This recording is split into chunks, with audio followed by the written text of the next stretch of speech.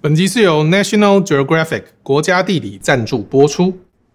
Hello， 大家好，我是威利。2026年才刚开始，我知道很多人可能会想说，反正再过没有多久就可以领红包跟年终了，所以会想要预支一些薪水来换一些新设备。但是在这个时间点我真的建议先等一下，因为根据目前收到的消息，苹果在接下来这半年呢，也就是2026年的上半年，准备要推出的新品还真的不少。而且这一次不是只有简单的晶片升级而已，有几个产品是那一种等了很久终于大改的等级。所以今天这支影片呢，我直接帮大家整理好了2026年上半年苹果可能会推出哪一些新品，大概会有什么变化。不管你是要换 iPhone 换 Mac， 还是一直在等外接萤幕更新的人呢，看完这支影片让心里有个底，才不会买了之后结果2个月就后悔啊。好，那我们就直接开始吧。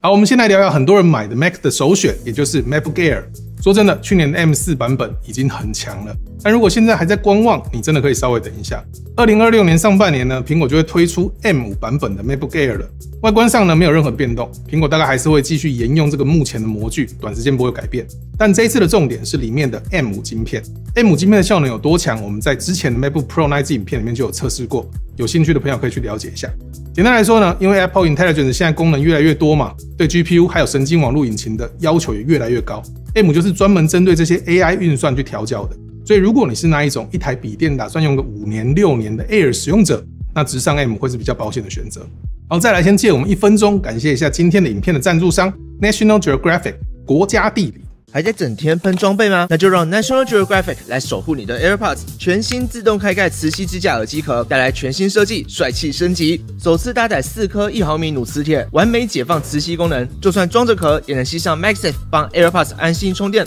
下方则加入全新底盖设计，只要轻松一扳，立刻变身手机支架，追剧、视讯都能稳稳站立。National Geographic 独创的 Auto Lock 设计也没有少，简单扣上就能牢牢锁住 AirPods 上盖，就算摔到地上也不怕耳机弹出。内藏磁铁设计，轻轻一按就会自动弹开，拿取耳机就该这么有效率。当然，该有的防护也是一次到位。PC 硬质外壳搭配内部 TPU 软质材质，不止耐刮不变色，还有力吸收冲击。其他像灯号开孔、喇叭开孔也都没有少，只要轻敲2下。就能让 AirPods Pro 3进入配对模式，在寻找模式下同样能正常发声。再扣上 National Geographic 的金属扣环，立刻为你的每日造型提升质感。磁吸充电、自动弹盖、手机支架、完整防护，多种实用功能全部一次到位，就选 National Geographic 磁吸支架耳机壳。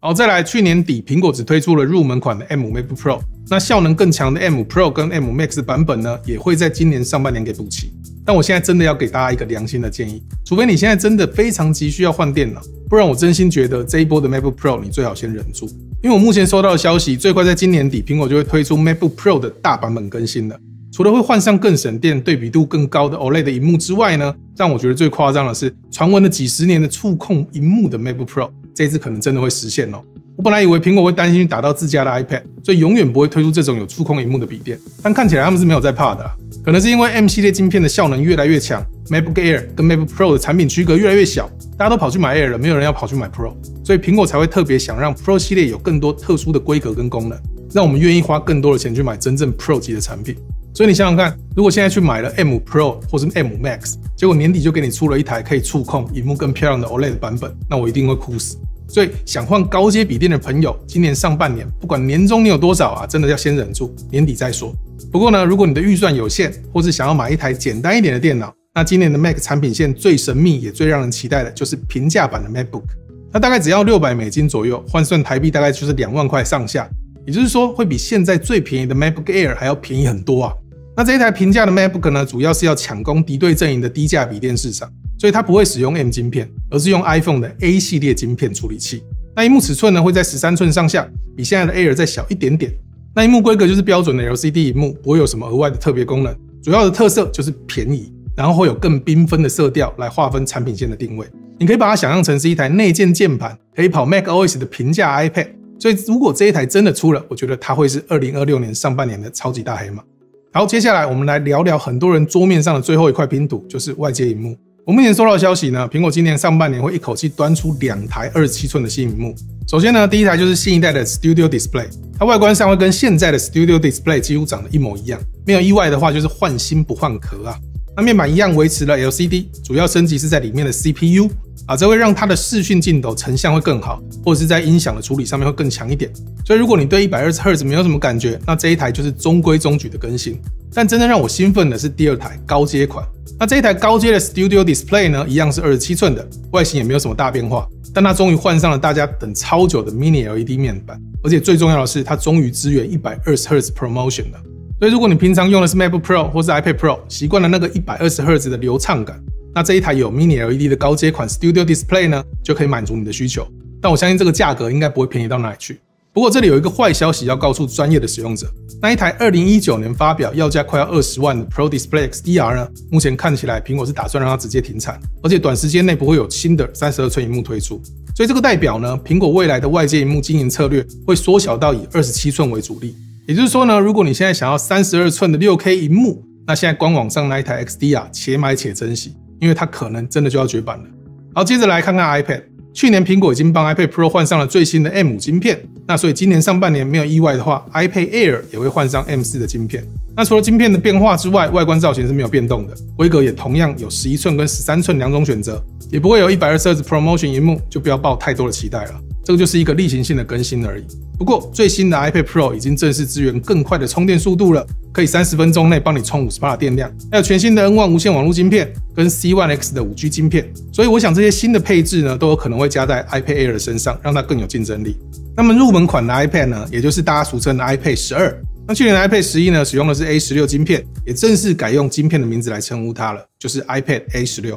那上半年预计要推出的这一款入门款的 iPad， 照惯例应该是使用 A17 Pro 或是 A18 的晶片，但是上个月呢，外媒在 iOS 26的内部程式码里面发现，代号 J581 的新 iPad 里面标注的处理器竟然是 A19 啊，而且记忆体也一次补齐到了 8GB， 最便宜的 iPad 竟然用上了最新跟 iPhone 17一样的晶片，这听起来好像很夸张，但想一想，这其实好像还蛮合理的啊，就是为了让这一台 iPad 可以顺跑 Apple Intelligence 嘛。毕竟现在的 iPad 11的硬体规格就是不支援 Apple Intelligence， 所以如果苹果想要让这一台最便宜的平板也能用的话，那直接上到 A19 应该是最简单的做法。那这也表示呢，从2026年开始，苹果所有的产品线全部都可以跑 Apple Intelligence 了。好，再来我们来聊聊 iPhone。去年苹果第一次推出了 iPhone 16E，这个 E 呢就是 expensive 的 E 啊。虽然它的定位应该是最便宜的 iPhone， 但因为有了这个 E 之后呢，就不再便宜了，而且还被阉割得非常严重。它没有超广角，不能拍微距，不支援 MagSafe， 也不支援7 15瓦无线充电，基本上就是最阳春的 iPhone， 但价格又不够阳春。所以 iPhone 16E 呢，我觉得是一款定位非常不明确的产品。那目前的传闻指出，苹果还是没有放弃这个 E 的产品线哦，我们还是有机会看到 iPhone 17E 的推出。那预计会搭载跟 iPhone 17同等级的 A19 晶片，但为了做出区隔，很可能跟 iPhone 16E 一样，会阉割掉一点 GPU 的核心数。那在设计上面呢，还是维持单镜头，用的一样是 6.1 寸的 OLED 萤幕。那至于会不会有动态岛，目前两种消息都有，但我个人是非常希望 iPhone 全面可以进入动态岛的时代了。还有一个重点就是 MagSafe， 去年 iPhone 16E 为了省成本，把 MagSafe 拔掉真的是有点夸张。那今年 iPhone 17E 呢，看起来终于要把这个功能给补回来了，这样总算可以摆脱它最大的缺点。接下来呢，就要看苹果有没有打算调降售价，只要它不要再那么应该会卖得很好。所以我们要讲的产品呢，其实去年年初的时候我们就已经讲过了，它本来是预计在2025年6月推出的，那可能是因为反正没有什么竞争的对手，所以就一延再延啊。那第一个就是全新的智慧家庭中枢 HomePad， 这台东西呢，其实就是带萤幕的 HomePod 啦。那萤幕大约是在6寸到7寸中间，大小大概就是2台 iPhone 并排差不多，边框比较厚一点，顶部就是有一颗 FaceTime 的镜头，那下面就是像一颗 HomePod Mini 的扬声器。所以这一台装置除了可以控制家里的 HomeKit 设备之外，它也可以视讯通话跟播放音乐，只是它喇叭的音质会比 HomePod Mini 还要再烂一点就是。另外 HomePod Mini 2也应该要来了，第一代的 HomePod Mini 呢已经卖了好多年了，规格确实有点旧。那第二代呢预计会升级处理器，然后加入 U3 超宽屏晶片，让它跟 iPhone 的感应会更精准。那音质上呢，因为体积的限制不会有翻天覆地的变化，但连线稳定度跟 AI 的反应速度呢应该会有大幅度的提升。还有 Apple TV 4K 应该也会在上半年更新。新的 Apple TV 预计会用到 A17 Pro 的晶片，也就是说呢，它可能可以跟 iPhone 15 Pro 一样，顺顺的玩一些 3A 游戏大作。那晶片的升级对于作为家庭中枢也会有帮助，至少 Siri 的反应速度应该会比现在快上不少啦。最后我们要聊聊那一个如果你没有弄丢东西就不会想起来的 AirTag 2代，这也是去年讲了1年，现在应该是非常肯定会在2026年上半年推出的产品。这一款全新的 AirTag 呢，在外观上没有什么变动，最大的改进在于精确寻找的距离。现在 AirTag 在室内大概是10公尺内会比较有反应，但 AirTag 2代呢，换上新的第2代超宽频晶片之后，搜寻的范围可以扩大到3倍左右。而且呢，苹果这一次会特别加强反追踪的机制，让扬声器的声音更大，避免有人把声音孔遮住来进行恶意的跟踪。那电池的部分就没有什么改变了，一样是用 CR2032， 那可以自行更换，续航力也一样，大概就是1年左右。好啦，最后我们来帮大家把今天的内容做个总结，也顺便帮大家把重点抓清楚。首先一定要说清楚一件事情，今天聊到的所有2026年的新品内容，全部都是来自外媒的整理跟市场的传闻，还有我自己得到的内线消息。那这个不是苹果官方公布的资讯，所以最终的规格、上市的时间，甚至会不会真的推出，都是会有变数的。毕竟在发表会之前呢，苹果随时可能会因为良率或是策略考量，把某个功能给砍掉，或是延后推出。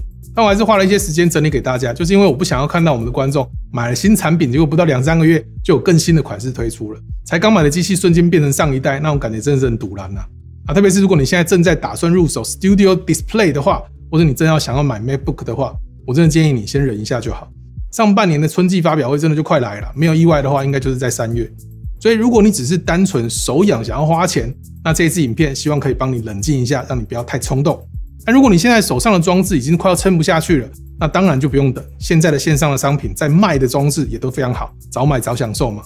以上就是今天影片的所有内容。如果你喜欢这样子的影片资讯整理呢，觉得对你的钱包有帮助的话，别忘了帮我们按赞、订阅，然后再开启小铃铛，顺便热推一下就更棒了。然后这里是 Apple Fans， 我是威力，我们下次影片见咯，拜拜。